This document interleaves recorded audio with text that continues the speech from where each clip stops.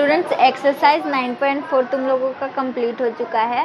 Exercise 9.5 को करने के लिए तुम लोगों को एक नई चीज़ सीखनी होगी, होमोजीनियस डिफरेंशियल इक्वेशन। अपने को पढ़ना है होमोजीनियस डिफरेंशियल इक्वेशन। स्टूडेंट कभी भी आपको डिफरेंशियल इक्वेशन इस फॉर्म में होगा, dy by d x equals to f of x comma y, है ना, या फिर डी एक्स अपॉन में d y equals to f of x comma Y.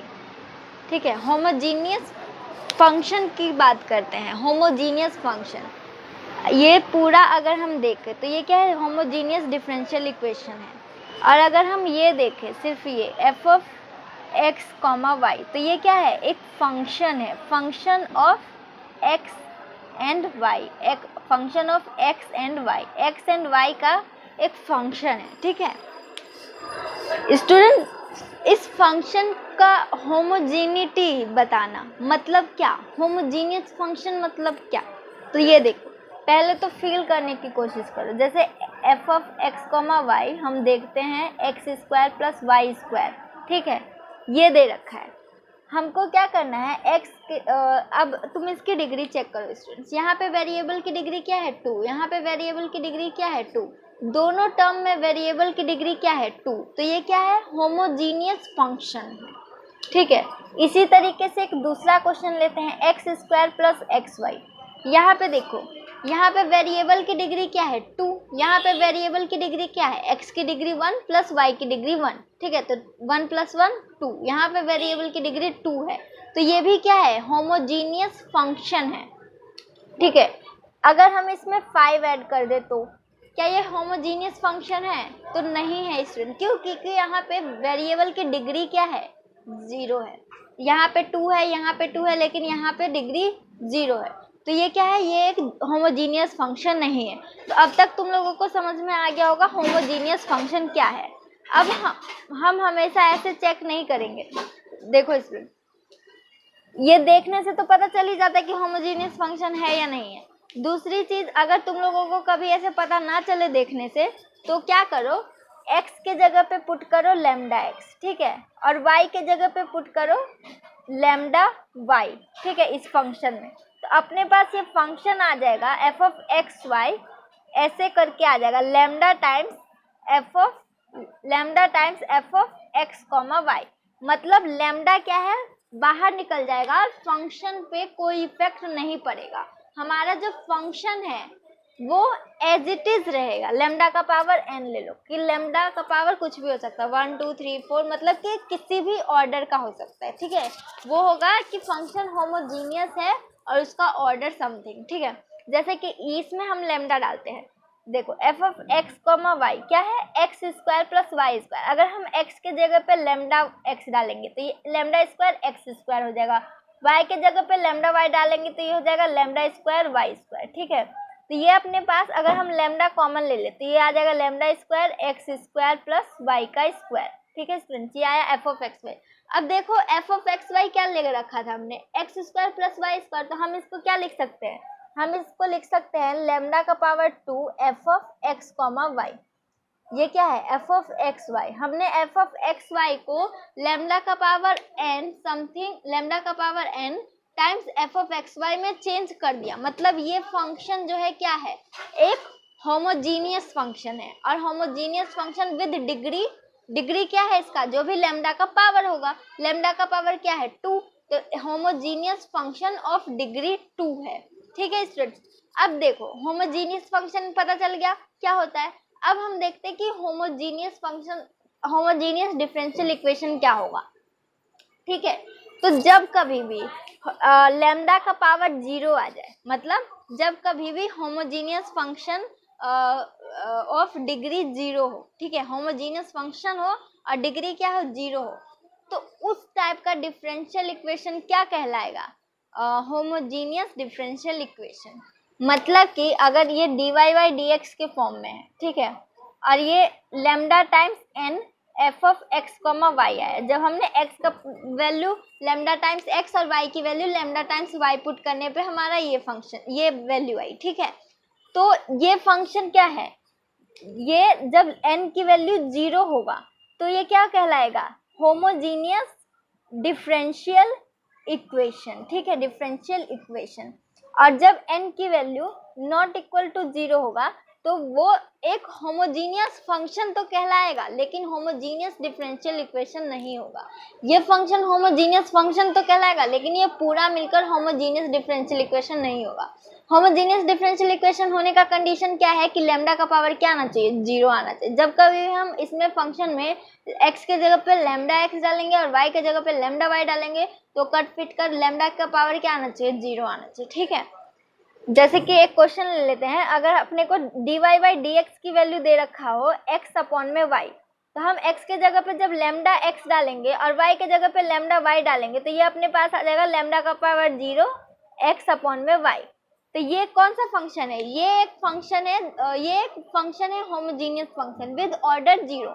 और ये इक्वेशन को हम क्या बोल सकते हैं, डिफरेंशियल होमोजीनियस डिफरेंशियल इक्वेशन है। इस इक्वेशन को हम होमोजीनियस डिफरेंशियल इक्वेशन बोल सकते हैं। जब कभी भी अपने को होमोजीनियस चेक करना हो फंक्शन होमोजीनियस डिफरेंशियल इक्वेशन है या नहीं है, तो हम क्या करेंगे, हम सीधा dy बाई dx के फॉर्म में या dx अपॉन में dy के फॉर्म में लिखेंगे। फंक्शन को dy बाई dx के फॉर्म में लिख दिया हमने फंक्शन को इक्वल्स टू fx, या फिर dx बाई dy के फॉर्म में हमने फंक्शन को लिख दिया, ठीक है, f ऑफ x y, ठीक है, x y। और फिर हमने x की जगह पे लैम्डा x डाला, ठीक है, और y के जगह पे लैम्डा y डाला, f ऑफ लैम्डा x डाला और लैम्डा y डाला, ठीक है। तो अपने पास लैम्डा का power 0 times f of x y अगर आ जाता है dy बाई dx, ठीक है, तो इसका मतलब है ये डिफरेंशियल इक्वेशन एक होमोजीनियस डिफरेंशियल इक्वेशन है, ठीक है। अब देखो इसमें हमको ऐसे ही सारे इसी के बेसिस पे होमोजीनिटी के बेसिस पे अब अपने को क्वेश्चन सॉल्व करने हैं। तो क्वेश्चन सॉल्व करने का प्रोसीजर क्या होगा, तो जब हम सबसे पहले क्या करेंगे, चेक करेंगे कि ये फंक्शन जो है, जो हमको फंक्शन गिवन है वो होमोजीनियस डिफरेंशियल इक्वेशन है कि नहीं। अब हम चेक कैसे करेंगे, x के जगह पे लैम्डा x पुट करेंगे और y के जगह पे लैम्डा y पुट करेंगे, ठीक है। तो अपने को अगर फंक्शन में आ गया लैम्डा का part 0 f of x y, ठीक है, dy बाई dx ऐसा करके कुछ आता है, तो हमको पता चल जाएगा ये एक होमोजीनियस डिफरेंशियल इक्वेशन है। और जब कभी भी ऐसा हो जाए कि होमोजीनियस डिफरेंशियल इक्वेशन है तो हम क्या पुट करेंगे, जैसे यहाँ पे y बाई एक्स दिख रहा है, dy बाई dx दिख रहा है, तो हम क्या करेंगे y अपॉन में x को कोई कांस्टेंट कोई वेरिएबल, दूसरा वेरिएबल v पुट कर देंगे। मतलब y अपॉन में x को हमने एक तीसरा वेरिएबल इंट्रोड्यूस कर दिया v, ठीक है। अब यहाँ से y क्या हो जाएगा, v इंटू एक्स, दोनों तरफ डिफ्रेंशिएट कर देंगे, dy equals to d times vx। अब दोनों क्योंकि वेरिएबल है तो इसमें प्रोडक्ट रूल लग जाएगा, तो प्रोडक्ट रूल लगाकर इसका आंसर आ जाएगा dx times dv by dx plus v, dy by dx की वैल्यू आ जाएगी, ठीक है, dy बाई dx की, dy बाई dx की वैल्यू क्या आ गई, x dv by dx plus v। तो हम क्या करेंगे, ये dy बाई dx को उठाकर इस फंक्शन में डाल देंगे। इसमें क्या डाल देंगे, dy बाई dx के जगह पे हम डाल देंगे x dv by dx plus v। तो अपने पास जो अगला फंक्शन बन जाएगा, तो ये dy बाई dx के जगह पे हम रख देंगे x dv by dx plus v, और इस फंक्शन में जहां जहां y है वहां पे हम v टाइम्स x डाल देंगे। तो ये फंक्शन हमारा बन जाएगा x into v times x। तो अपने पास जो फंक्शन बनेगा वो x और v का फंक्शन बन जाएगा, ठीक है। y और x y का फंक्शन था जिसको हमने v और x का फंक्शन बना दिया, ठीक है, ये सब्स्टिट्यूशन करके। अब सब्स्टिट्यूशन हमेशा y बाई x ही होगा क्या, नहीं। अगर जब कभी भी dy बाई dx के जगह पे dx अपॉन में dy बन रहा हो, ठीक है, तो हम dx अपॉन में dy बन रहा हो तो हम x अपॉन में y को v पुट कर देंगे, ठीक है। तो x इक्वल्स टू क्या आ जाएगा, vy। तो dx अपॉन में dy y के रिस्पेक्ट में करेंगे, इसका जस्ट उल्टा, तो ये क्या आ जाएगा, y times dv by dy plus v, ठीक है। और इस फंक्शन में dx अपॉन में dy के जगह पे हम ये पुट करेंगे। तो ऐसा कहाँ पे करना है, देखो, अगर तुमको फंक्शन कुछ ऐसा टाइप का फंक्शन दे रखा हो e की पावर x अपॉन में y, इस टाइप का कोई फंक्शन दे रखा हो, तो x बाई y को क्या पुट करना इजी होगा, v, x बाई वाई को v पुट करना पड़ेगा, फिर dx बाई dy बनाना पड़ेगा, dx by dy equals to e की पावर x अपॉन में y। इस टाइप का कोई फंक्शन होगा तो हम x बाई वाई को v पुट करेंगे, और अगर कोई फंक्शन इस तरीके से होगा e का पावर y बाई x, ठीक है, या फिर sine times y by x, ठीक है।